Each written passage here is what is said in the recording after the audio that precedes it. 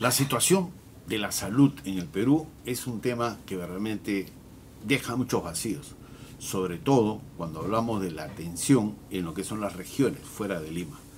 Ya ustedes saben que el Perú tiene 1.285.000 kilómetros cuadrados. Somos 33 millones de personas, más o menos las que vivimos acá.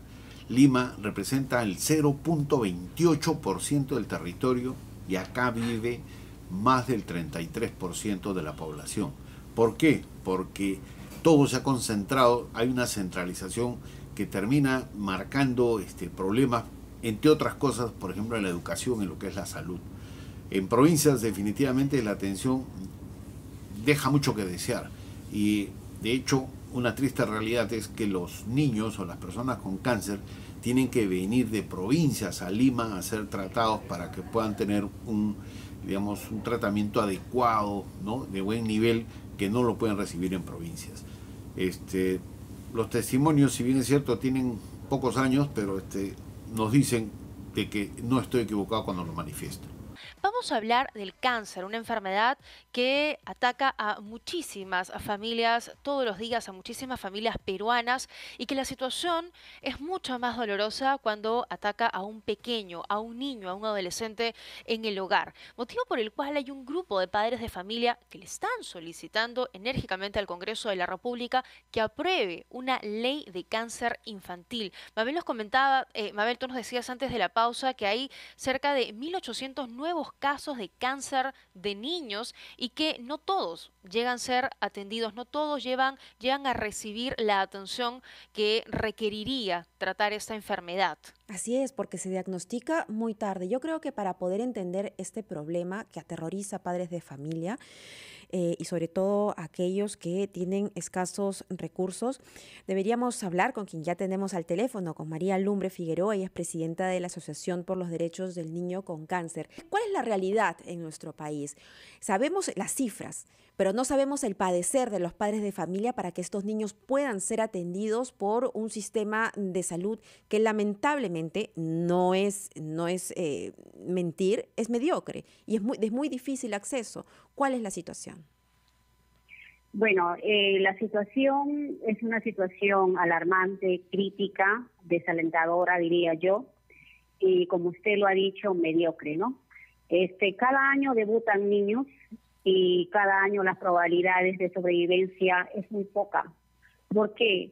Porque la mayoría no hay una prevención, no hay programas de prevención para estos niños, no son detectados a tiempo y cuando son detectados tienen que pasar toda la penuria. Primero, el triste es saber el diagnóstico, que a veces en la mayoría de los casos no se detecta inmediatamente, se demora, hay casos en que demoran 1 mes, 2 meses en ser diagnosticados, porque no hay atención indicada, no se puede hacer la punción en el momento preciso y rápido que requiere el paciente. Entonces, esto hace que la enfermedad vaya avanzando. Son muy pocos los casos que son detectados a tiempo. Lamentablemente van ya cuando la enfermedad está muy avanzada, ¿no? Y esa es la penuria de pasar en una emergencia donde tienes que ver cómo el niño se Señora revuelca Lumbre, de dolor. ¿qué pasa, por ejemplo, en provincias? ¿Hay la suficiente capacidad para diagnosticar el cáncer infantil o las familias tienen que viajar necesariamente a Lima para poder realizar los diagnósticos? No, necesariamente tiene que viajar a Lima. No hay otra manera. No, en los hospitales, son muy pocos los hospitales al interior del país que tratan a niños con cáncer. Generalmente todos los hospitales que atienden acá, tanto de salud como en MINSA, están concentrados acá en Lima. Por eso es insuficiente, no hay capacidad de atención de esos niños. ¿Eso qué supone para la familia? Me imagino tener que movilizarse, separarse en principio y tener recursos económicos para poder estar en la ciudad capital el tiempo que se requiera. Ya, para la familia, primero que todo, el primer impacto es el impacto emocional, porque la mayoría de los casos son familias que tienen otros niños, ¿no? Entonces, el primer impacto es saber que tu hijo está mal, saber que tienes que viajar a Lima, y la parte económica es fundamental, La mayoría de estos padres, si bien en el caso de salud cuentan con el seguro y en el caso del MINSA también, pero el seguro básicamente solamente cubre el tratamiento, pero de ahí la enfermedad es una enfermedad a largo plazo. Las recaídas se presentan continuamente en este país. Aparentemente la enfermedad debe ser tratada en 2 o 3 años, pero generalmente en este país, por no llevar a cabo bien los protocolos, porque no hay camas, porque no se los atiende a tiempo, siempre el niño tiende a recaer. Y muchos abandonan el tratamiento por la parte económica. Claro. Los papás todos los días tienen que estar en un hospital, porque el tratamiento lo exige. Y tienen que dejar sus trabajos, o sea, es un sacrificio muy grande, es un shock para la familia. Y el Estado ahí debería, por supuesto, ayudar, sobre todo si estamos hablando de niños. Y la situación es tan lamentable de que estos niños que vienen de provincias, vienen acompañados de sus madres y no tienen dónde pernoctar por su situación económica complicada, ¿no? Terminan siendo mal alimentados y hasta en muchos casos durmiendo ya sean en los pasadizos del hospital o en la calle. Tratamientos que son largos, repito, y eso complica más el asunto. Entonces, eso de ahí tenemos que verdaderamente ponerle atención, y eso es lo que ha motivado a mucha gente, entre ellos a Ricardo Pum, a tratar de solucionar este problema. Muchos de estos pequeños llegan de diversas provincias de nuestro país en busca de atención médica.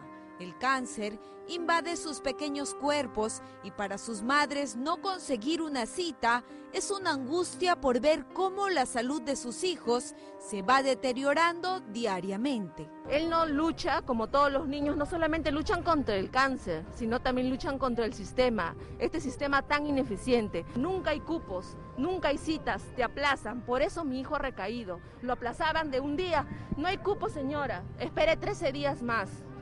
Mi hijo ya recayó, ahorita está en 19 de blastos. Ahora el hisopado me lo mandan días después. Ahora el 27 tengo otra cita. Ahorita está sin medicina, no tiene absolutamente nada. Miles de niños acá sufren. Los niños de provincia mueren en el olvido. Muchos niños de provincia en lo más recóndito ni siquiera saben que tienen cáncer. Mi hija sufre porque tiene, como dice, leucemia. Me piden un trasplante. Soy joven, no tengo dinero para ir al extranjero, poder salvar la vida de mi hija. No hay solución. La desesperación como madre es de decir, ¿cómo salvo a mi hija? Es mi única hija, es mi única esperanza de vivir. ¿Cómo hago? Esto ocurre a pesar del gran esfuerzo del personal del Hospital de Enfermedades Neoplásicas. Como agravante es que estos problemas que tienen ellos para poder tener un sitio donde alojarse y alimentarse durante estos largos tratamientos hacen que muchos niños dejen el tratamiento y terminan perdiendo la vida, algo que deberíamos solucionar. Muy bien, Fernando, pasamos de inmediato y está en la misma línea con el doctor Iván Massa Medina, que es médico oncólogo, vicepresidente de la Asociación Hemato-Oncológica Pediátrica del Perú y además jefe de la unidad de oncología del Hospital Rebagliati. Entonces, para la ratificación de las cifras mencionadas probablemente por el congresista, ha dicho que 18 de cada 100 niños mueren porque abandonan el tratamiento. Y esa es una situación que no solamente debe dolernos, sino de tratar de enmendarlo. Realmente la realidad del cáncer infantil en el país es terrible porque en el contexto latinoamericano nosotros estamos a la cola de Latinoamérica. Uh-huh. La realidad tanto del Ministerio de Salud como de la Seguridad Social es... O sea, nuestros niños se mueren en más del 50% básicamente por no tener una política clara en relación al tema del cáncer infantil. Así es, y esa mortalidad es más del doble de lo que tiene Chile y más del triple de lo que tiene Estados Unidos. Esto se debe básicamente porque el cáncer infantil en el país ha sido olvidado completamente, súper olvidado por el Estado. Y las cifras son tan escandalosas que en este caso, como mencionó el doctor Pérez, el abandono, que estamos 18.4%, es de los más altos de toda Latinoamérica, ¿no? Guatemala y El Salvador, que son países más pobres que nuestro, tienen 1 a 2% de abandono actualmente. O sea, la diferencia es escandalosa.